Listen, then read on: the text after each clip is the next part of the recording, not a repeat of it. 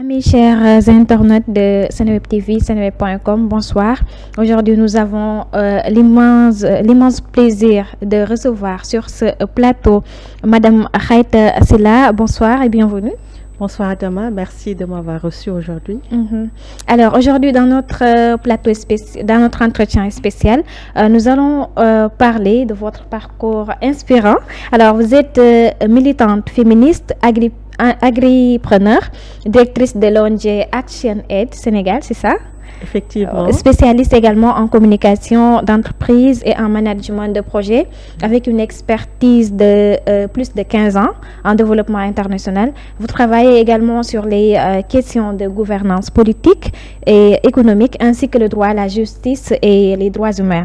Votre parcours combine militantisme féministe entre agriprenariat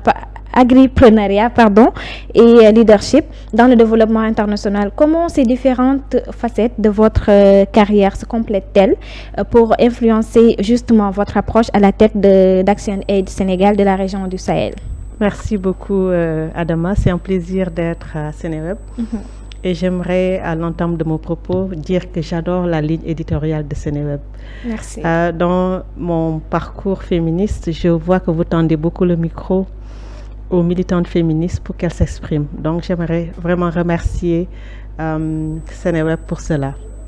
Alors, comment est-ce que mon militantisme féministe, mon expérience au niveau de la gouvernance internationale et ma casquette d'agripreneur concourt à contribuer au travail que je fais à Action Aid aujourd'hui? Je crois que c'est ça la question. Oui. Alors, je dois commencer par dire pourquoi je suis militante féministe, peut-être. Alors, je suis née dans un village qui s'appelle Ndiéyène Sirakh, qui est à 7 km de Khombole. Et je suis née dans une famille de marabouts mourites. Et mon papa, comme dans toutes les familles de marabouts, a ses talibés, ses disciples, de même que mes frères et sœurs. Alors, quand je suis née dans cette famille au village, il n'était pas question que j'aille à l'école. C'est par l'entremise de ma tante, la petite sœur de ma mère, parce que du côté de ma mère, ils sont bien éduqués, c'est des ingénieurs, c'est des enseignants. Donc c'est par l'entreprise de ma tante, qui n'avait pas de fille à l'époque, que j'ai pu être sauvée entre guillemets, parce que ma tante m'a prise à l'âge de 2 ans. Et même si mon père n'était pas d'accord que je sois à l'école, ma tante lui a dit, je ne peux pas garder une fille qui ne va pas à l'école. Alors, c'est comme ça que je suis allée à l'école. Et plus tard, dans mon parcours académique, j'ai eu la chance d'étudier également aux États-Unis. Et étant étudiante aux États-Unis, j'étais dans une université de femmes dans le Massachusetts. Et j'étais confrontée vraiment pour la première fois à la question féministe. Je voyais des femmes fortes. J'en ai vu ici parce que j'ai fait le lycée Kennedy également. Mais le degré de militantisme féministe et pour les droits des femmes que j'ai vu aux États-Unis, dans mon université de femmes, dans le Massachusetts, était impressionnant. Alors j'ai appris, étant là-bas, en étant dans les clubs, dans les associations d'université, à un peu développer mon militantisme. Et je me disais que quand je reviens au Sénégal, je sais qu'il y a beaucoup de questions qui concernent les droits des femmes qui sont en suspens. Ce n'est pas le même contexte que les États-Unis. Donc, c'était de mon devoir également de m'engager dans le militantisme féministe pour justement faire avancer la question des femmes, surtout des jeunes filles. Et j'ai commencé dans mon village en soutenant les jeunes filles qui étaient dans les STEM, ce qu'on appelle communément les STEM, c'est-à-dire les séries scientifiques, à les appuyer pour qu'elles puissent rester à l'école à travers l'octroi de livres scolaires et tout. Alors, pour moi, la question de la gouvernance est importante parce que la gouvernance, c'est quoi? C'est l'état de droit, mais c'est également la justice sociale. Et si une communauté, surtout la communauté des femmes, dans un contexte patriarcal, ne se retrouve pas dans les questions de gouvernance, que ce soit par rapport à leur représentativité au niveau des sphères décisionnelles, à la prise en compte de leurs droits, que ce soit des droits économiques, les droits sociaux, les droits politiques, je crois qu'on ne peut pas faire avancer la question des femmes. Donc la question des femmes est éminemment liée également à la question de la gouvernance de nos ressources, l'accès à la terre pour certaines femmes en milieu rural, qui sont des femmes agricoles, mais qui n'ont pas d'accès à la terre. Donc pour moi, il y a un lien très étroit entre les questions de gouvernance et la condition des femmes. Et quand je mets tout ceci au niveau de ActionAid, qui se définit comme une organisation féministe, une organisation de droits des femmes qui travaille sur la justice de genre, sur la justice climatique, mais également sur les questions d'éducation. Donc sur tous les 3 thématiques sur lesquelles nous travaillons, la femme et les jeunes sont vraiment des éléments centraux du travail que nous faisons. Donc il y a vraiment un nexus entre mes origines de Baol-Baol ayant grandi peut-être à Dakar, mais née au village. Ce que j'ai vécu aux États-Unis en tant qu'étudiante étrangère dans une université de femmes, mais également ma vision des questions de gouvernance et comment est-ce que ces questions-là impactent sur le vécu des femmes. Donc la question des droits des femmes, la question du féminisme, pour moi, c'est des questions qui sont éminemment politiques. On ne peut pas dissocier les questions de gouvernance de cela. Mais à quel moment vous vous êtes décidé pour se lancer dans la cause féminine? Alors, je dis souvent que j'ai peut-être été féministe avant l'heure, même si je ne pouvais pas mettre un terme, un nom à ceci. Mais je crois que c'est vraiment en étant aux États-Unis que j'ai pris conscience que les femmes peuvent vivre autre chose. Que ce que j'ai connu en grandissant, c'est vraiment dans le contexte du Sénégal et qu'ailleurs, il y a quelque chose à creuser pour l'épanouissement des femmes. Je crois que c'est vraiment ça, là-bas où le déclic... l'inspiration s'est créée. Et depuis lors, c'est fièrement que je me présente comme militante féministe, même si des fois ça choque. Mais moi, je dis pas de si, pas de mais, je suis tout court féministe. Malgré les défis.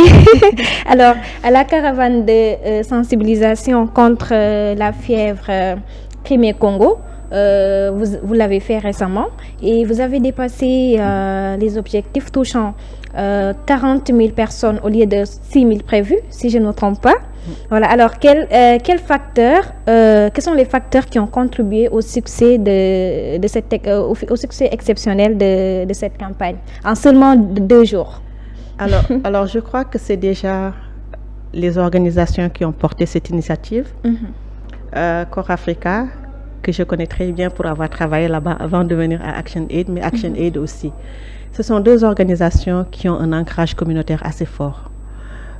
Aussi bien au niveau de Corps Africa qu'au niveau de ActionAid, nous croyons fortement que le développement commence à la base. Et dans toutes nos activités, Corps Africa est dans 10 régions du Sénégal. Kaffrine est l'une de ces régions-là où Corps Africa a déployé 6 volontaires. Même avant ce projet-là, depuis le mois d'octobre, il y a 6 volontaires qui sont dans les petits villages de moins de 1000 habitants dans la région de Kaffrine. Donc il y a cet ancrage communautaire.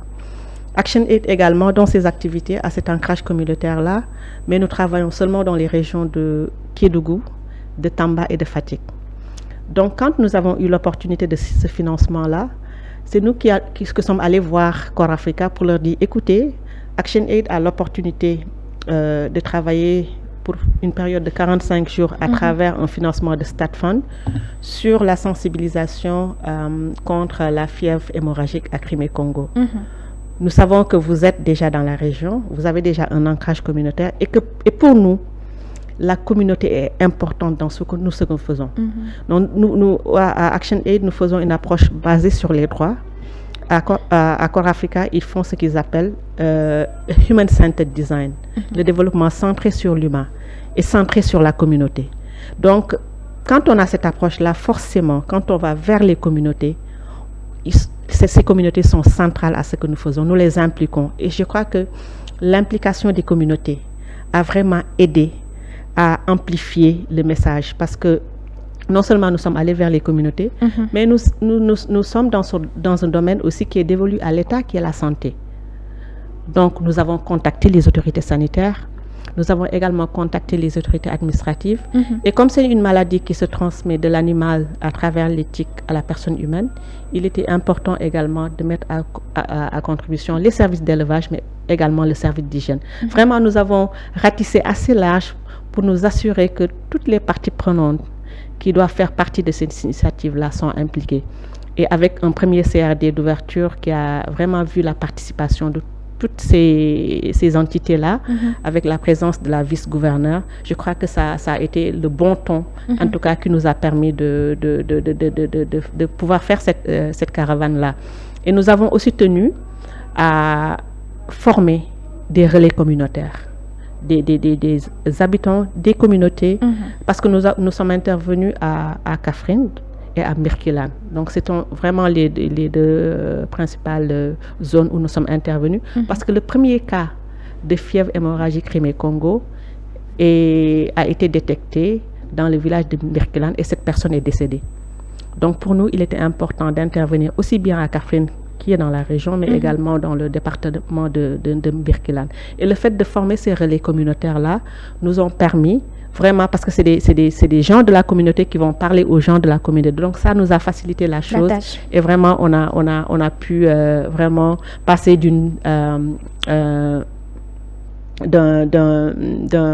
comment dire, parce que ce que nous voulions à la base, c'est 6 000 personnes. Oui. Donc, nous sommes passés de 6 000 à 40 000. Donc, c'était vraiment waouh. C'était vraiment mes félicitations pour ce beau travail. Oui, alors, en tant que spécialiste aussi, je le disais tout à l'heure, spécialiste en stratégie de communication d'entreprise, bien sûr. Alors, comment vous avez structuré exactement cette campagne pour atteindre efficacement des communautés rurales?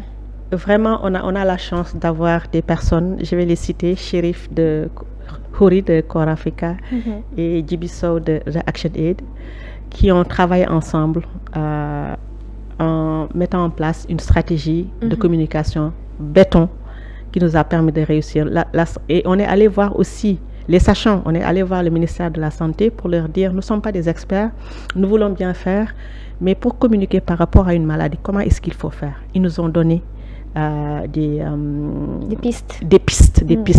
pistes. On a aussi, on sait que les réseaux sociaux, ça représente ce que ça représente et qu'on pouvait aussi toucher beaucoup de gens. Donc, on a aussi travaillé la communication digitale. On est aussi allé vers les médias, comme ce que je suis en train de faire aujourd'hui. Donc, et on a fait des spots qu'on a fait passer également au niveau des médias. On est allé, parce qu'on est au niveau communautaire, parler également avec des radios communautaire avec beaucoup d'émissions en langue locale.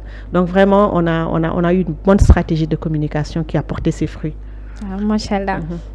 Alors, la fièvre Crimée-Congo est une maladie zoonotique sans vaccin. Alors, la question que je voudrais vous demander, c'est quels défis spécifiques avez-vous rencontrés pour sensibiliser justement ces populations à des mesures préventives complexes comme le déparasitage, par exemple, des animaux ou l'hygiène personnelle? J'avoue qu'on n'a pas eu beaucoup de défis parce qu'on a privilégié la communication de proximité avec des personnes de la communauté. Donc, il faisait très chaud à Kaffrine. Peut-être c'était ça le défi.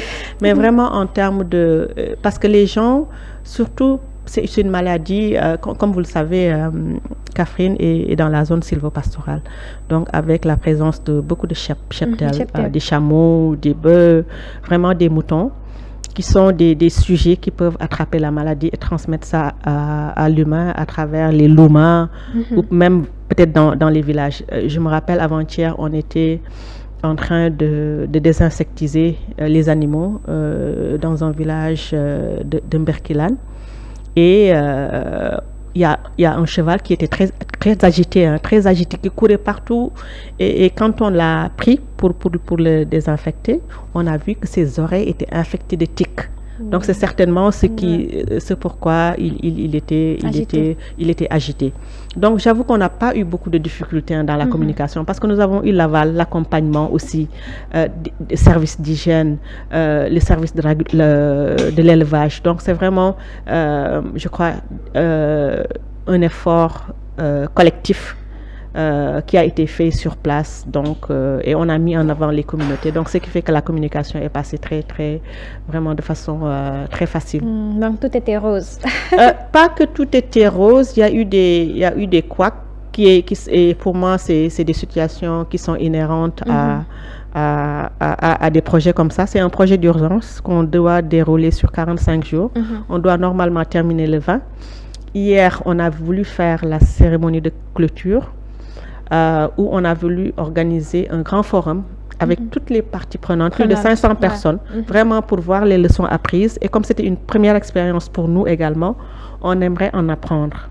C'est pourquoi la partie aussi monitoring, suivi, évaluation était très importante. On a déployé des outils et c'est ce qui nous a permis d'avoir une cartographie par rapport à combien de personnes on a pu toucher, combien de maisons on a pu visiter, combien d'animaux on a pu désinsectiser. Donc, on a vraiment fait ce travail-là.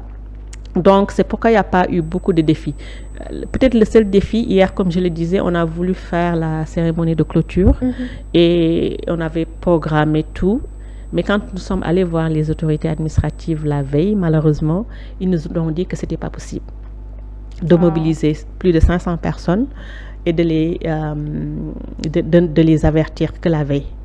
Que la veille, parce qu'il faut justement déployer. Oui, tout à fait. Il faut déployer la sécurité parce qu'il y a beaucoup de personnes qui viennent et tout. Et malheureusement, on n'a pas pu faire la cérémonie hier.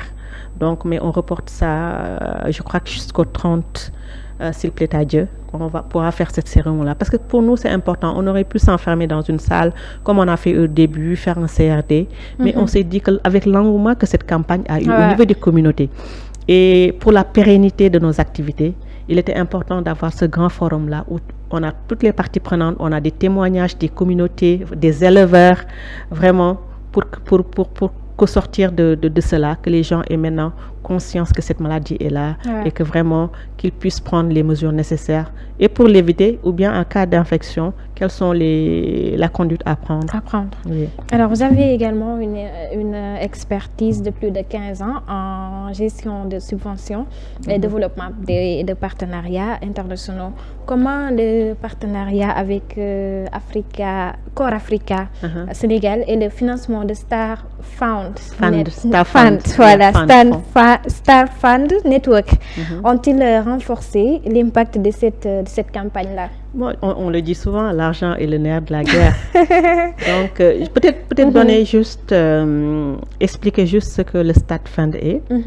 Le Star Fund est un fonds d'urgence que les partenaires du Star Fund peuvent demander et déployer en cas de situation d'urgence. Pour le compte d'ActionAid qui a eu ce financement-là et qui a impliqué Core Africa, nous sommes partie prenante du Star Fund, mais l'organisation qui nous représente là-bas, c'est le bureau d'ActionAid qui est en Angleterre, ActionAid UK, en Grande-Bretagne. Donc, comme ils sont assis là-bas, ils voient les opportunités qui viennent. Et il y a une organisation ici au Sénégal qui a lancé l'alerte, qui a la fièvre hémorragique Crimée-Congo au Sénégal. On a besoin de se déployer rapidement. Et quand cette organisation a lancé l'alerte, les collègues de ActionAid UK nous ont contactés pour nous dire, et on avait 24 heures pour soumettre un projet de 200 000 euros un défi, hein. pour soumettre un projet. Donc, quand ils nous ont appelés, ils nous ont dit, il y a cette opportunité. Il faut la prendre. Est-ce que vous avez l'opportunité de postuler pour ça? On leur dit oui, on est au Sénégal, mais on n'a pas encore intervenu de façon assez, en tout cas, pointue sur les questions d'urgence humanitaire, mais on peut le faire. Vraiment, on a pris le risque, le risque de le faire, et il fallait maintenant avoir une organisation qui se trouve qui intervient au niveau de la région, avec qui on pouvait travailler. Donc, quand on a cherché, j'ai dit, tiens, moi, j'étais directrice adjointe à Core Africa avant de venir à ActionAid. Donc, j'ai quitté Core Africa au mois de novembre dernier pour rejoindre ActionAid, où j'ai fait juste 4 mois. Donc, on a dit, écoute, Core Africa est à Kaffrine. Core Africa a des volontaires qui sont déjà dans le village. Donc, c'est le partenaire avec qui il faut aller. Donc, on a fait rapidement avec Core Africa. On a passé toute une nuit à écrire le projet et on a été surpris le lendemain quand l'information est venue qu'on a été retenu pour déployer ce projet-là. Vos efforts ont été récompensés. Bien sûr, bien sûr. Donc, je crois et on est très fiers, très fiers vraiment de pouvoir décrocher cette opportunité-là au bénéfice des communautés. Parce que, comme je l'ai dit, aussi bien qu'Africa, qu'ActionAid, nous sommes là pour les communautés et le fait de pouvoir, à travers ce financement-là, non seulement faire des sessions de sensibilisation, former des relais communautaires qui vivent maintenant dans la communauté et qui seront là-bas pour faire la veille.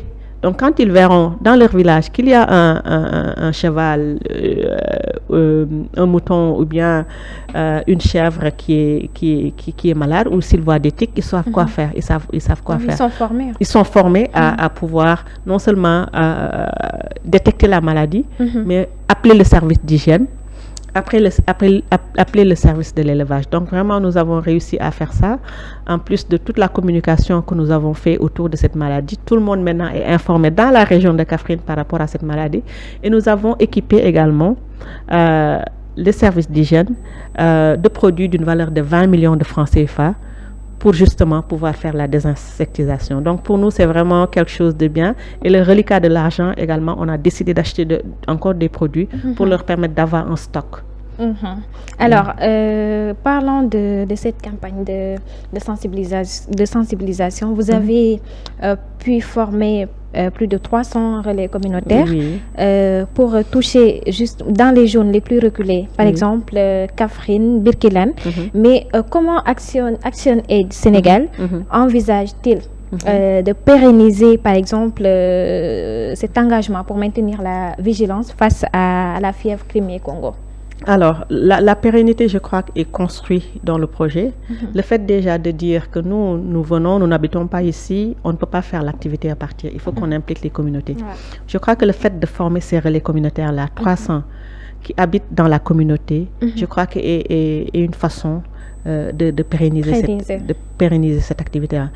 Et les sensibilisations que nous avons tenues, les sessions d'information que nous avons tenues, les caravanes populaires que nous avons fait dans les Louma. On a fait, je crois, 5 Louma. Et dans chaque Louma, on a pu atteindre plus de 7000 personnes. Donc, vous avez sillonné les Louma. Les Louma. On a sillonné les Louma, on a parlé aux éleveurs. Il faut aller voir les photos. Il faut aller voir les photos sur les réseaux sociaux. Non, c'est vraiment une campagne qui a été très, très, très bien faite.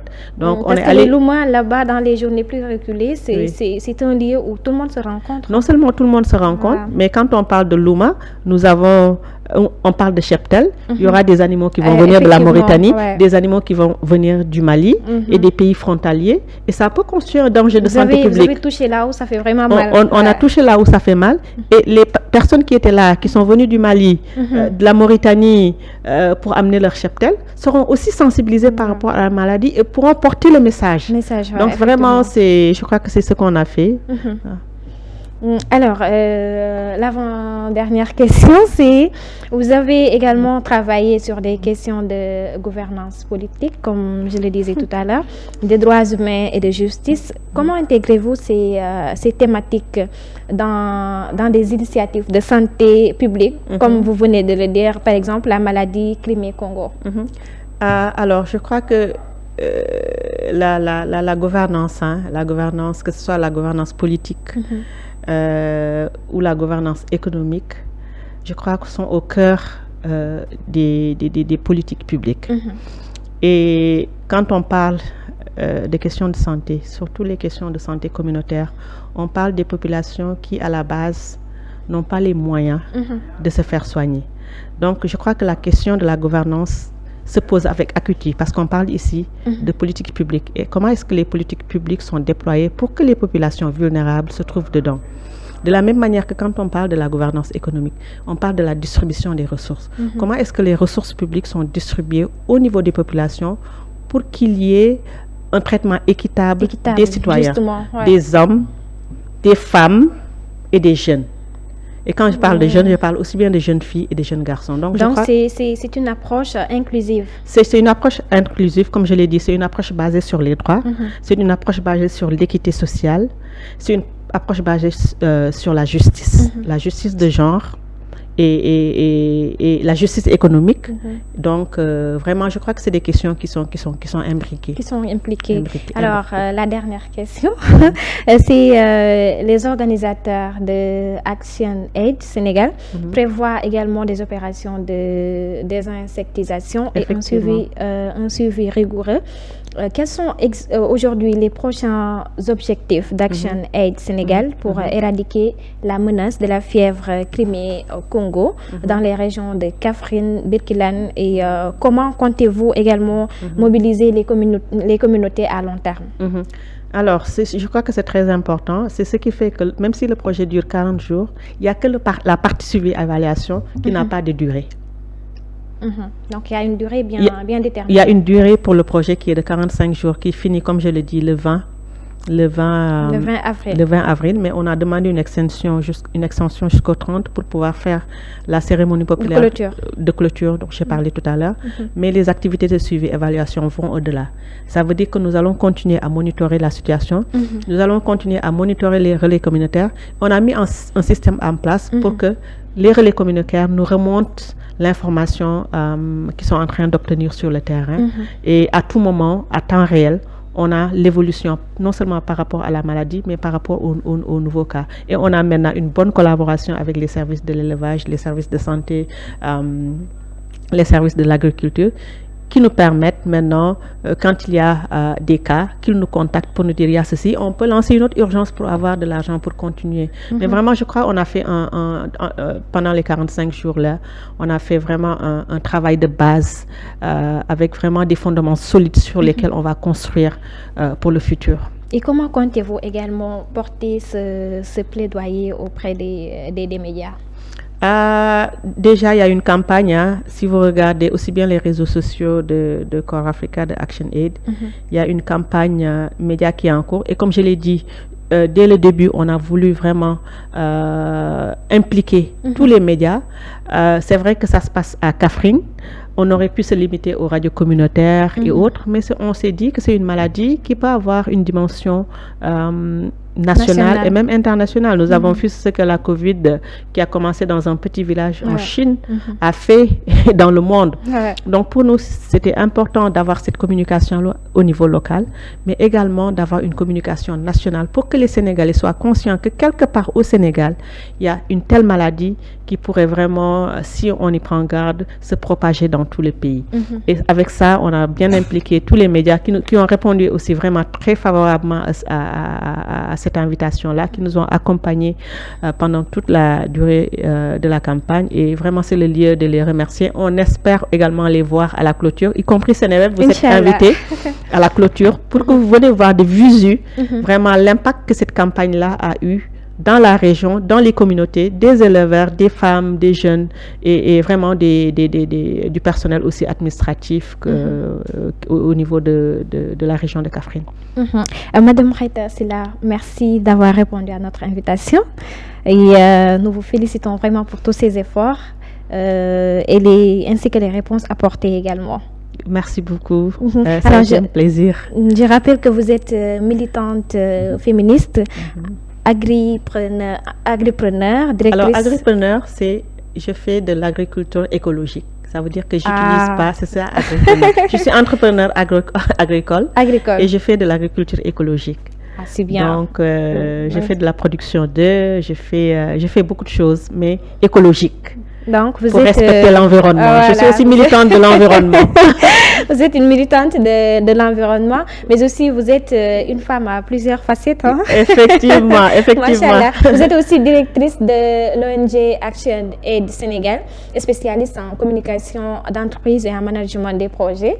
Merci en tout cas et on vous donne rendez-vous, Inch'Allah, prochainement à la cérémonie de clôture, bien sûr. Très bien, on espère vous y voir. En tout cas, ça a été un plaisir de partager avec vous et merci à Sénéweb de nous avoir reçus. Merci à vous. Alors, merci à vous également, à nos très chers internautes de Seneweb TV. Rendez-vous prochainement avec une autre invitée. Merci.